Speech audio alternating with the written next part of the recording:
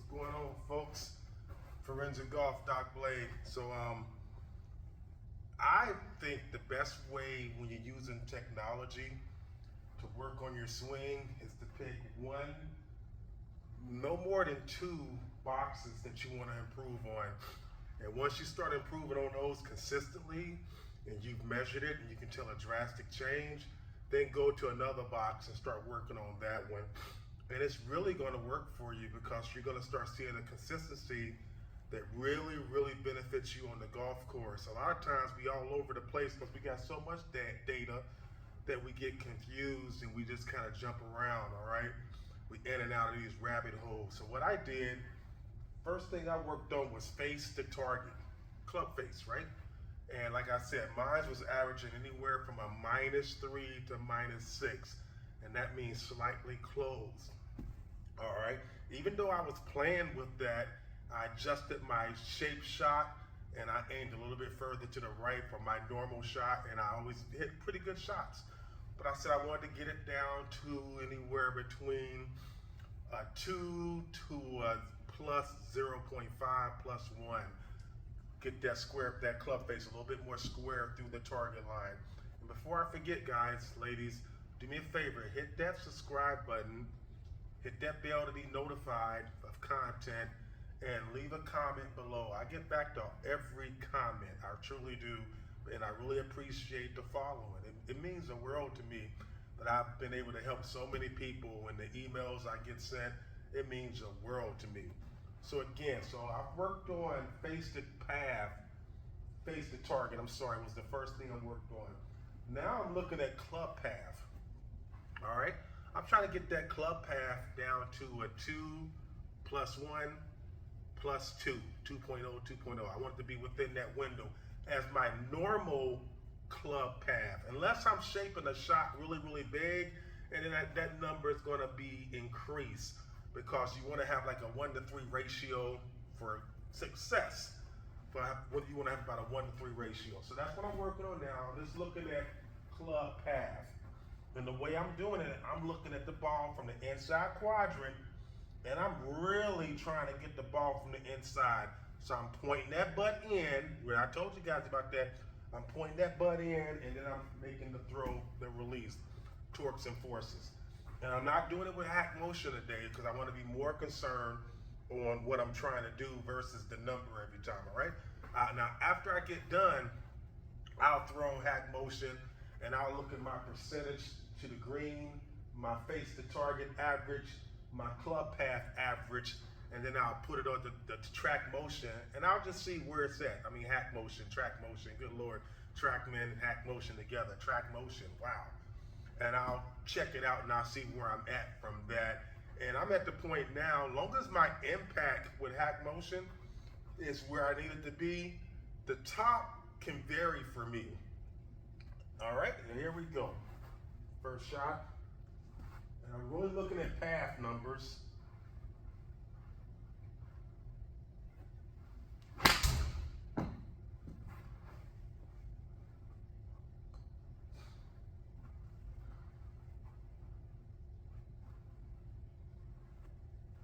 Okay, smash factor 1.23, which is really good.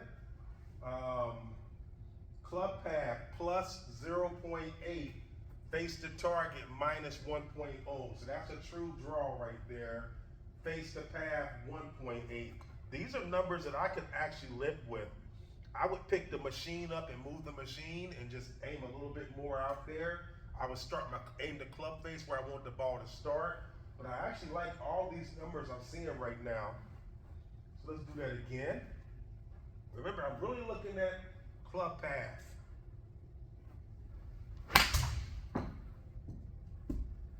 Good ball.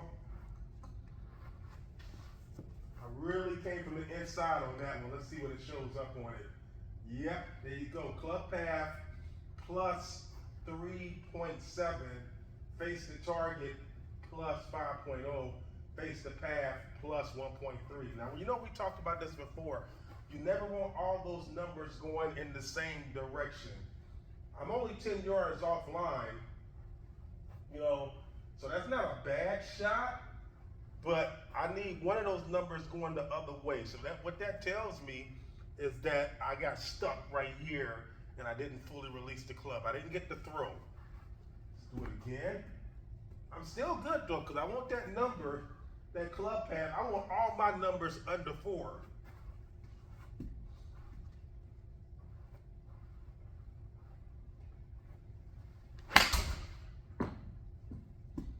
That's right down the line. That's a good fix right there. Beautiful ball right there. Beautiful ball. Okay, here we go. That's the different numbers. Face the target, plus 1.9. Face the path, minus 0.7. Club path, plus 2.6. Smash factor jumped up to 1.27. And that's major right there. That's the club. That's where you want to be with an iron shot. Anywhere from 1.27 up to 1.33, 1.34. Hey, you're not going to get a 1.48, 1.49 with your mid irons and short irons. You just can't get them. When you see people say they had a 1.48, 1.49, that's what hybrids, fairway woods, and drivers. That's the number you achieve for those. But with your irons and stuff, that smash factor is going to be a lower smash factor. And let me tell you another thing. A low smash factor doesn't mean you missed the shot. Sometimes that low smash factor mixed up with the other numbers mean you actually had a more precise shot. So I actually like all those numbers right there. Side spin, 532 revolutions. My side spin axis used to be up there about 1100. So I was really working the ball back to the hole. And now my side spin, I'm averaging 325 with my side spin. That's major difference. Here we go again. Let's set up on it. Really looking at getting this inside. I was gonna say, it felt like a little bit of a pull on that one. And the reason that happens, I'll tell you why. Let's look at the numbers real quick. All right, face the target, minus 2.2. I can live with that. Face the path, minus 3.2. Now I wish that face the path was about zeroed out. And then club path is plus 1.0. 14 yards offline, not a bad shot. You know, I mean, we only as good, you know, not a bad shot at all. All those are really good numbers. Those balls are putting me right on the green for legit birdie chances, you know? I mean, legit birdie chances. But don't go down the rabbit hole, because all that was the shoulders did not stay inside behind the ball, and the shoulder came around a little bit too fast. So don't try to go down the rabbit hole. Just know that the shoulders control direction, and the pressure controls your strike. Okay? Here we go again.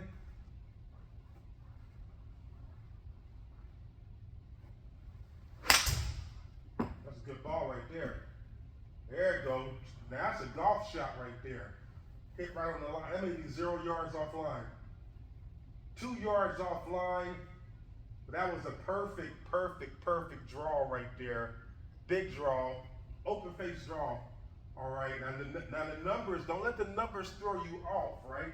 Because what that's going to tell you, you can see over here, face the target was 6.3 open. Path was inside 8 degrees. So I came right from the inside, okay? And I hit that big old draw right there that wound up being 2 yards offline. Face the path, 1.9. These are really good numbers. I mean, these are spectacular numbers. Smash factor, 1.29. You know, but I really stayed inside and behind because I knew it was my shoulders, and wound up hitting this beautiful draw that's only 2 yards offline. So here we go again.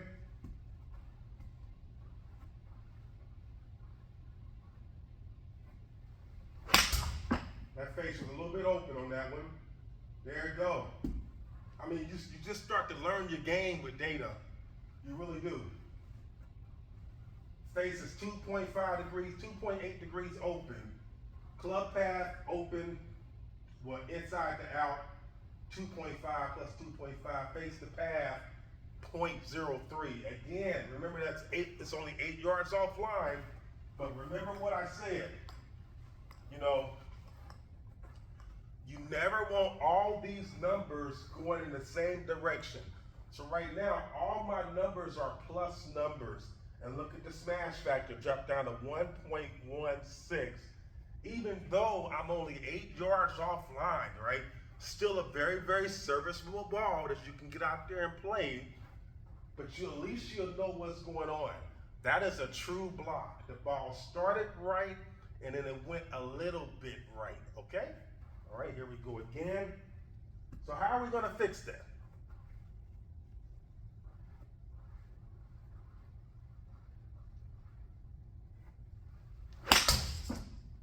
I added a little bit flexion.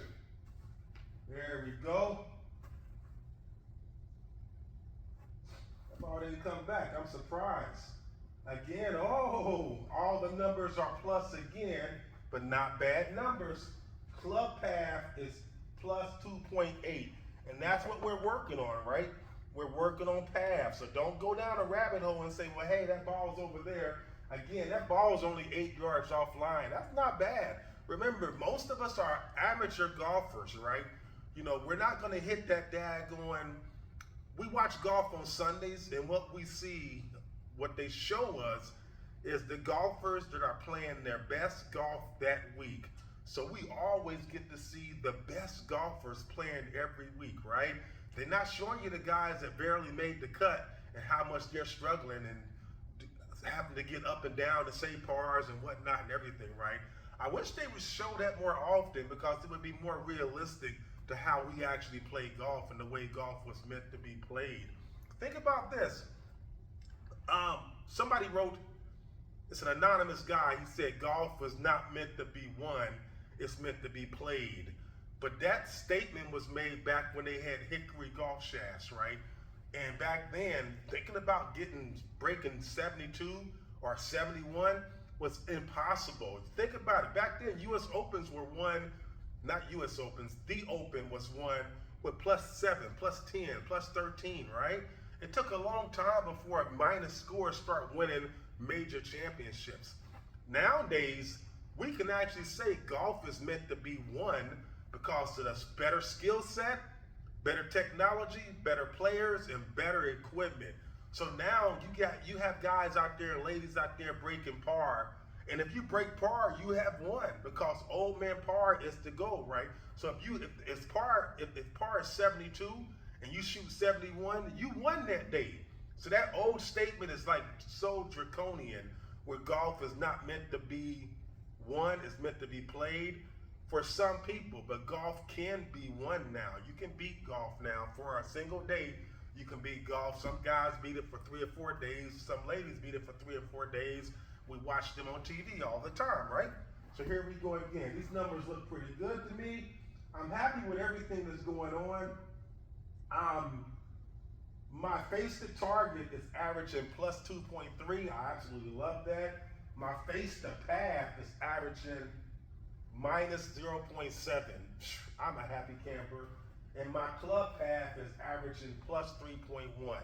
I want to get that club path down to averaging plus or minus 2.0. That's the goal. It's going to take about 2 weeks of diligent work. Here we go again.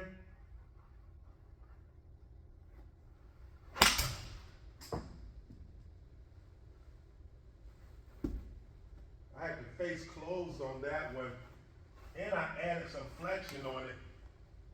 All right, so I got the Mizuno MP20s out today, you know, face to target. You know what, I am not going to complain about that.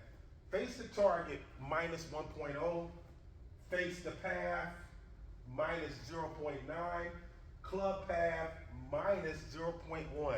But what is our goal? Our goal is to never have all these numbers going in the same direction, right?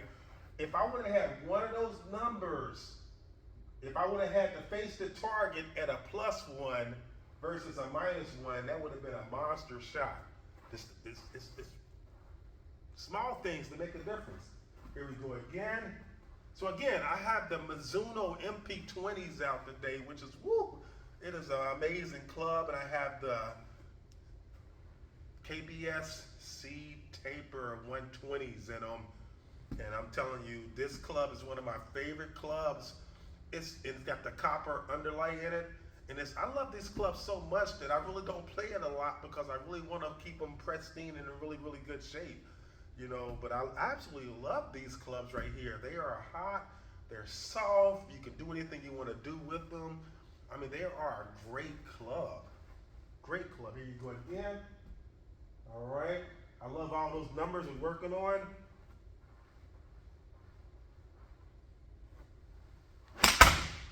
A little bit of a pull on that one. You can see, I don't know if you can see, but my sternum was over here. So that tells me that I actually had a little bit of a pull on that shot. Okay, so let's see. Here you go again. Look at that. 15 yards offline. Face the target is minus 0.8. Face the path, I actually zeroed it out. And club path is minus 0.8. So now averaging club path is down to plus 2.3. Face the path is averaging minus 0.7. And face the target is averaging plus 1.6. So that lets you know that you're really starting to dial it in right now. These numbers are getting smaller and smaller and smaller. And let me tell you something. If you're a club junkie, it's going to change for you, But if you have one set of clubs and you're really dedicated to those one set of clubs, you can really chip away at these numbers, Because I can go out here and get my PXG blades, and these numbers are going to be just slightly different. If I play the Titleist 695 MBs, I got a little bit more offset, the number's going to be slightly different. So make sure if you're really working on your game to get that dedicated set of irons that you really like, and you're going to say, hey, I'm going to spend the next 2 years with these irons right here and make them your friend, and you're going to really start dialing in on them, I'm a club junkie, but I've had this PXG's 0317 ST blades in my bag since June, and that is long for me, since June. And they're gonna stay in the bag. I play so well with them, and I just love the way they perform. I love the sound. I love everything they do for me. But every blue moon, I grab these right here out, these Mizuno MP20s, and I know these were the clubs that were just created for me. Here we go again. I love all those numbers. Smash factor 126. Everything looking good over here. All right.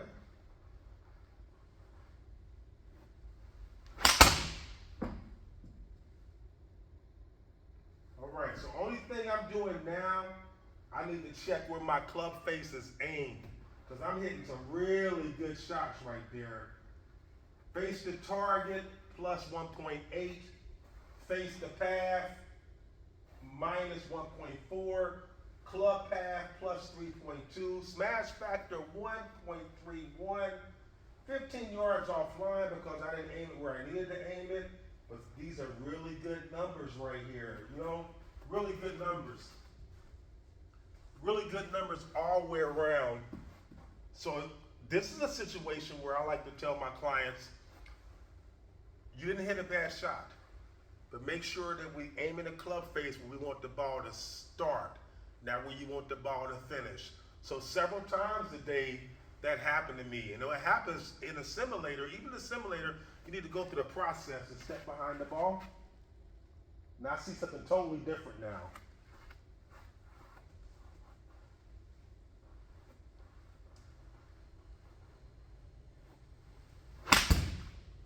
Face was closed. And I hit 2 inches behind the ball. Yeah, look how close the face is. 8 degrees closed, everything, face the path closed, and that's all because I had that drag. I hit 2 inches behind that ball. I really did. Yep, and it shows up in the smash factor 1.12. So throw that out. If that happens to you, don't try to make a correction on that. Just know that is a missed shot. We have missed shots, Go on YouTube and pull up missed shots. And you're going to see the best players in the world hitting some crazy shots. But again, they never show those. So don't let that pull you down. Just actually throw that shot away and then step up to your next ball. Be Tom Brady. Don't worry about the last interception you threw. think about the next 3 touchdowns you're going to throw. All right?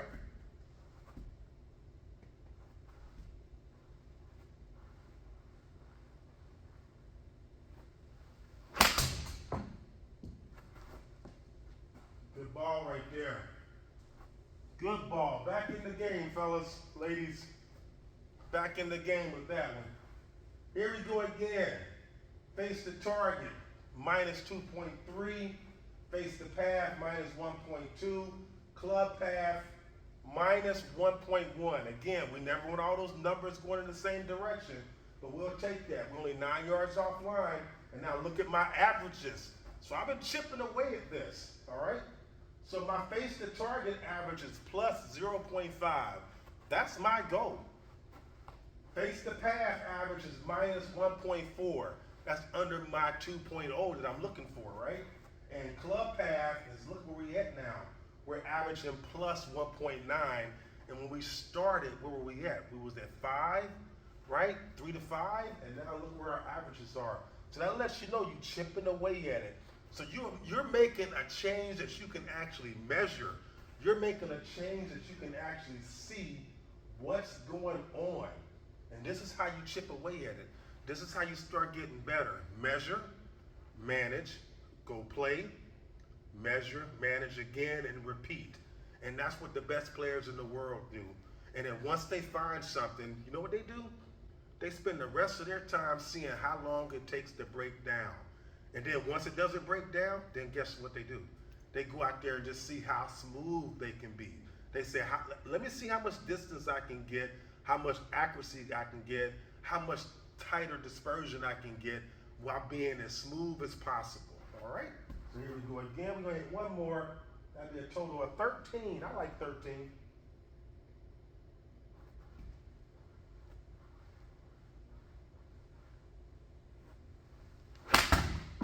Face was closed on it. There it goes. And it wasn't even closed. I actually hit the ground before it and it skidded into it. Let's see how bad the numbers come up. Still not bad numbers. Once I hit the mat right here, it shut the face down and you got a -6, -6, but club path was correct. Plus 0.6. All right, here we go again. Let's finish off on a good one. We never finish off on a bad one. So when that happens, I hit the mat. What is that telling you? That's telling me that we had pressure issue, right? That's telling me I was still stuck on my backside and I tried to be athletic and catch up on it. So the only thing I'm gonna do is make sure I get the pressure in that heel and then get back to my target side and have the stability and the strength to keep the pressure over there.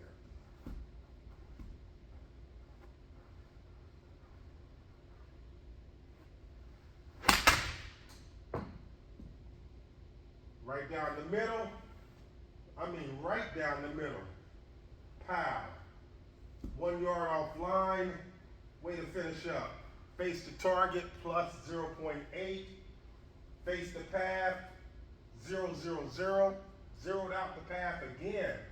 Club path, plus 0.8. 1 yard offline. Ending this little video series on how you nail down on something. You guys and ladies saw where I started at, right?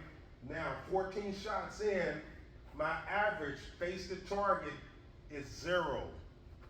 My average face to path is minus 1.7. My average club path, what we're really working on today, is plus 1.7. Check that out.